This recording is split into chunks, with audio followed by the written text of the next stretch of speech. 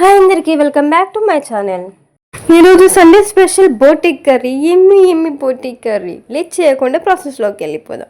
మంచిగా వాష్ చేసుకొని దాంట్లో రుచికి తగినంత ఉప్పు కారం వేసుకోండి. నేనైతే 2 స్పూన్స్ వేసుకున్నాను కారం, స్పూన్ సాల్ట్ వేసుకున్నాను, 1 స్పూన్ ధనియాల పొడి, 1/2 స్పూన్ గరం మసాలా వేసుకొని మిక్స్ చేసుకున్నాను. మీరు ముందు బోటిని ఉడకబెట్టుకొని కర్రీ చేసుకోవచ్చు. ఆయిల్ పోసుకొని ఆయిల్ హీట్ అయ్యాక పచ్చిమిర్చి, ఆనియన్స్, పసుపు, అల్లం వెల్లుల్లి పేస్ట్ వేసుకోండి. ఫ్రై అయ్యాక మనం కలిపి పెట్టుకున్న బోటి వేసుకోండి.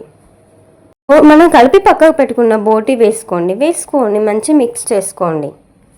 మంచిగా ఫ్రై అవనివ్వండి 4 to 5 minutes. తర్వాత 2 glasses ఆఫ్ వాటర్ వేసుకోండి.